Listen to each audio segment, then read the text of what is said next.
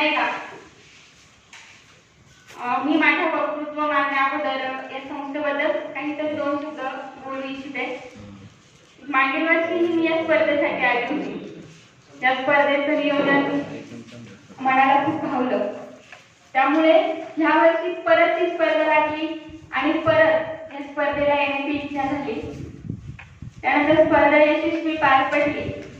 त्यानंतर पोटात कावळे पकत होते, पण पोटात कावळे थांबले की आनंदी आनंद होतो असं म्हणतात. तसंच या स्पर्धेत आले फक्त 50 रुपये त्यांची प्रवेश फी आहे आणि 50 रुपयात कुठल्याही हॉटेलमध्ये गेलं तरी पोट भरून जेवण काही मिळत नाही.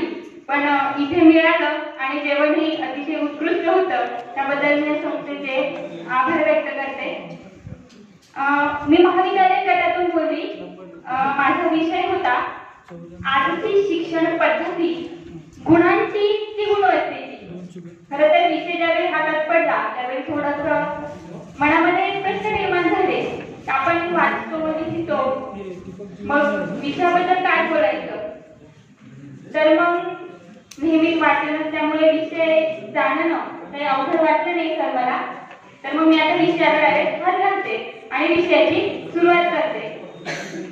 खरं तर जी गोष्ट माणसाच्या पहिल्या श्वासापासून सुरू होते आणि शेवटच्या श्वासाला संपते ना, ते म्हणजे शिक्षण.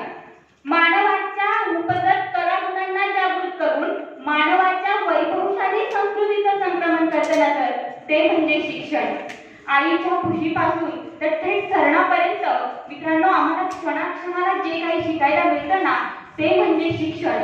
अल्लाह येशू परमेश्वर म्हणजे शिक्षण. शस्त्र अस्त्र बल म्हणजे शिक्षण.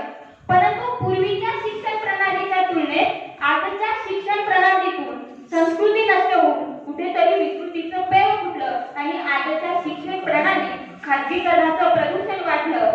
या शिक्षणाने माझ्यासारखे खडाखडा बोलणारे शब्दवीर तयार केले, पण कर्मवीर घडविण्यात आमचं आजचं शिक्षण खऱ्या अर्थानं अपयशी ठरलं. म्हणून व्यासपीठाला सुद्धा प्रश्न पडायला लागतो की आजची शिक्षण पद्धती ही गुणांची की गुणवत्तेची. माझ्यासमोर तर भलं होतं प्रश्नचिन्ह. खरं तर आजची शिक्षण पद्धती मला फक्त कुठेतरी गुणांची बसलेली बघायला मिळते. गुणवत्तेची ही शिक्षण पद्धती मला बघायलाच मिळत नाही. कारण खऱ्याला खरं आणि खोट्याला खोटं बोलायला जे शिकवतं ना ते म्हणजे शिक्षण. ही महात्मा फुलेंची शिक्षणाची जी मूळ संकल्पना आहे ना ती शिक्षणाच्या मूळ संकल्पनेपासून आज मला कुठेतरी बाजूला पडलेली दिसते. आणि परिणामतः आज शिक्षण व्यवस्थेत नवीन चातुर्य वर्णनी व्यवस्था निर्माण झाली. मुळात भारतामध्ये ज्यावेळी गॅट करार लागू झाला होता त्यावेळी शिक्षण ही कमोडिटी म्हणजे एक वस्तू आहे. तिच्यावरती अधिकार हा फक्त देणाऱ्याचा असतो, घेणाऱ्याचा नाही. आणि उन्नरी गुस्सा नावाच्या केसमध्ये ज्यावेळी सुप्रीम कोर्ट निकाल देतं ना त्यावेळी सुप्रीम कोर्ट निकाल देताना असं सांगतं की शिक्षणाचा अधिकार हा मानवी जगण्याचा अविभाज्य भाग आहे. परंतु आमचं आजचं शिक्षण जर बघायला गेलं तर ते मला लहानपणापासूनच लंगडं पाकळं आणि पोलिओग्रस्त झालेलं कुठेतरी बघायला मिळतं. म्हणून मी प्रामाणिकपणे म्हणू इच्छिते की आजची शिक्षण पद्धती ही फक्त गुणांची आहे. गुणवत्ता तर या शिक्षण पद्धतीत मला कुठे बघायला मिळत नाही. पुढचा मुद्दा ज्यावेळी मी विचारात घेते त्यावेळी मॅन्युफॅक्चरिंगचे सगळे उद्योजक बाजूला काढून बिर्ला, अंबानी, अजित प्रेमजी यासारखे उद्योजक पुढे येतात आणि मग तर राग मानून नका घेऊ, पण माझा मुद्दा थोडा टीका करणारा आहे. पण मग माझ्या ते लक्षात आलं तुम्ही टीका केली आहे आणि मग याच उद्योगपतींच्या जोडीला राजकारणाची करतात. मग या राजकारणाची गावकऱ्यांना म्हणून की काय लाखो हजारो इंजिनिअरिंग कॉलेज उभे केले जातात जिथे दर वर्षाला आम्हाला 1700 आणि 1800 मुलं मुली हे डीएड आणि बीएड झालेली हवी असतात. तिथे 60,000 बीएड झालेल्यांच्या आणि 30,000 डीएड झालेल्यांच्या बेकाराच्या फौजा यांनी तयार केल्या. पैसे खाऊन वापर झाले आणि परत डम्पिंग केल्यानुसार याच बेकारांच्या फौजा गुडघ्यावरती रांगत येऊन या दलालांकडे मग नोकऱ्या मागायला लागतात. अजित प्रेमजी नावाचा माणूस हा शिक्षणासाठी जवळजवळ 450 कोटी रुपये खर्च करतो आणि या 450 कोटी रुपयांमधून निर्माण झालेल्या शाळेमध्ये इयत्ता पहिलीला जाणाऱ्या विद्यार्थ्यांची फी जर आम्ही बघायला गेलो ना तर ही फी जवळजवळ 2 ते 2.5 लाख रुपये असते. मला वाटतं आमची ही शिक्षण पद्धती काही मला गुणवत्तेची वाटत नाही. इथं मला आमच्या शिक्षण पद्धतीचं कुठेतरी बाजारीकरण झालं आहे असं बघायला मिळतं. पुढे जाऊन सर्व शिक्षा अभियान नावाचा कायदा आम्ही स्वीकारला. त्यासाठी जागतिक बँकेने आम्हाला 75% फंड दिला. परंतु या 75% फंडापैकी आम्ही लाखो रुपये जर कशासाठी खर्च केले असतील तर प्राथमिक शाळांच्या भिंतींवरती पेन्सिलीवर बसलेल्या मुलं आणि मुली यांचं चित्र काढण्यासाठी आम्ही लाखो रुपये खर्च केले. ही आमची सगळ्यात मोठी शोकांतिका म्हणावी लागेल. रशियाचा शैक्षणिक ढाचा या भारतानं स्वीकारला, परंतु रशियाची सामाजिक रचना ही वेगळी आहे आणि आपल्या भारताची सामाजिक रचना ही वेगळी आहे हे सुद्धा आम्ही लक्षात घेतलं पाहिजे. इतर राष्ट्रांमध्ये 60% खर्च हा शिक्षणावरती केला जातो, पण माझ्या भारतासारख्या देशामध्ये 3% सुद्धा खर्च हा शिक्षणावरती केला जात नाही. हे आमचं सगळ्यात मोठं दुर्दैव म्हणावं लागेल.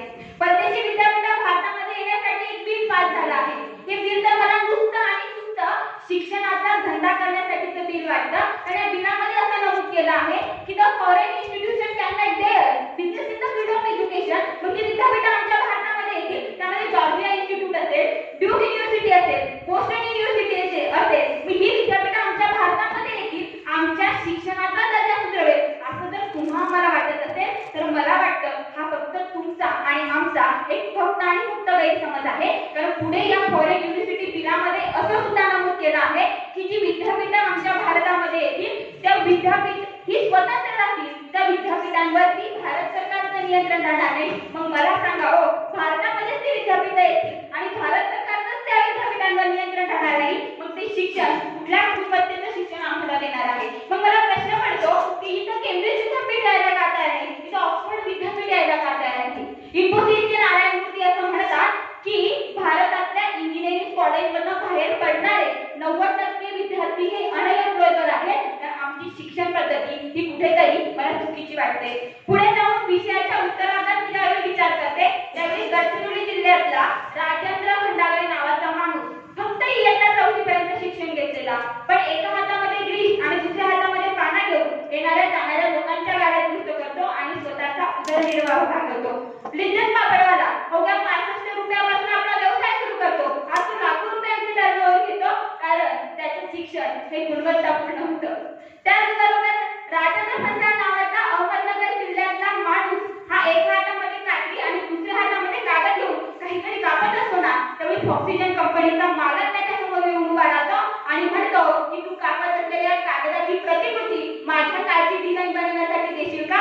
मला प्रश्न असा पडतो की हेच कौशल्याभिमुख शिक्षण आमच्या आजच्या शिक्षण प्रणालीत का नाही? कारण कागदाच्या डिग्र्यांपेक्षा आहे ना आमचं आजचं शिक्षण काय करतंय याकडे आम्ही कुठेतरी लक्ष केंद्र केलं पाहिजे आणि आमच्या पारंपरिक शिक्षणाला आज आम्ही व्यावहारिक शिक्षणाची जोड दिली पाहिजे.